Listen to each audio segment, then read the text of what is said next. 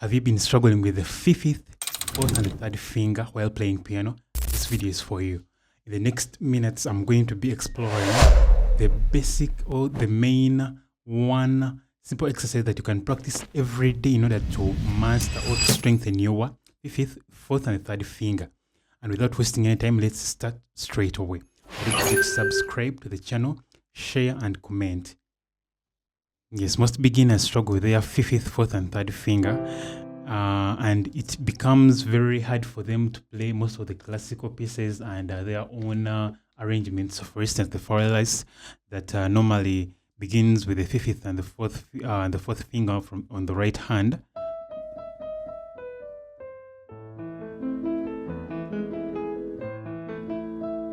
Now, most of them struggle because their fifth and the fourth and the third, they are normal weak.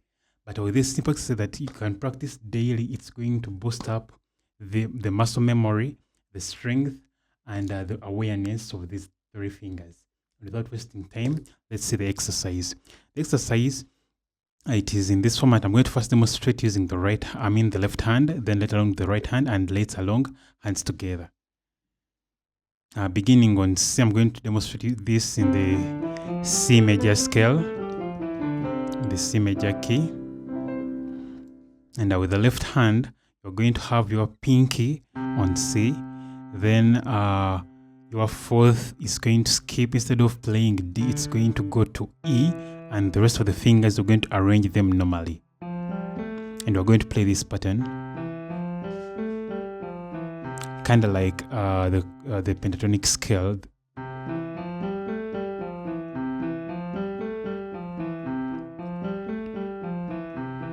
You will realize that this builds tension between your pinky and the fourth finger, and this, the more you practice this, it will create awareness and muscle memory to these between these two fingers, so that the brain can easily separate them, and it can they can function the way you want them to function, or you can easily control them.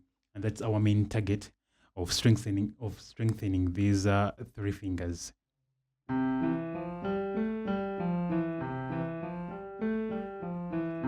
Yeah, don't forget to use the metronome. And we are going to be moving in a chronological order up and down the scale. But the transition is like this. Let me demonstrate. After going up, then you can bring the pinky, instead of playing the root again, the C, it's going to come onto D. And then you move the rest of the fingers forward. Now in the same pattern, whereby here we skip this note here. The same, move, and move the rest of the fingers.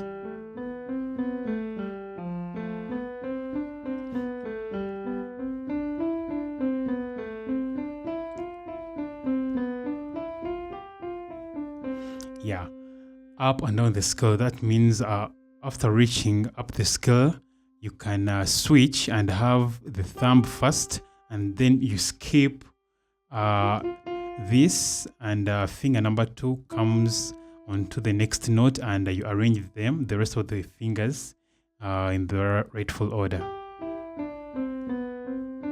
Again, the transition is the same.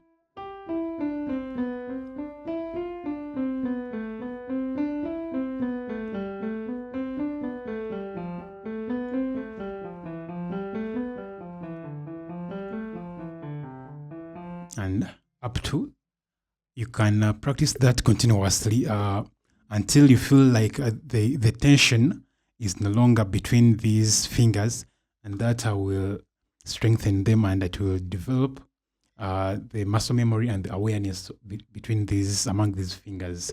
And with the right hand, it's the same technique. We'll demonstrate going upwards and downwards, but first going downwards. You're starting with the pinky, skip this, and press the rest of the notes, and then move, bring the pinky and move the rest.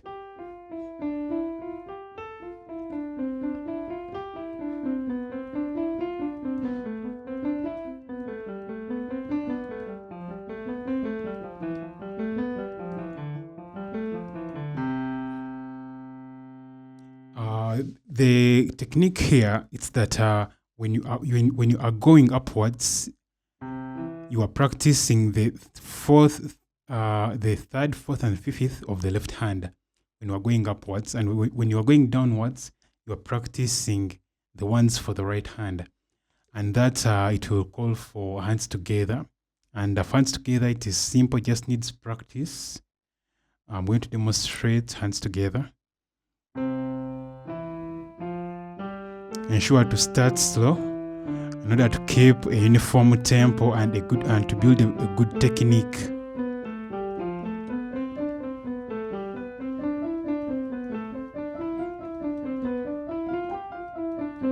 When you reach up the scale, then you switch from here. Now we are practicing the ones for the right hand, but keeping the practice session uniform and professional.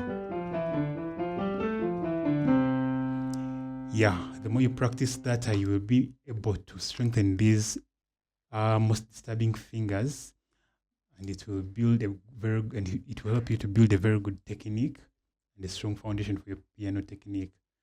Thanks for viewing. Don't forget to subscribe, share, and like the video. Thank you.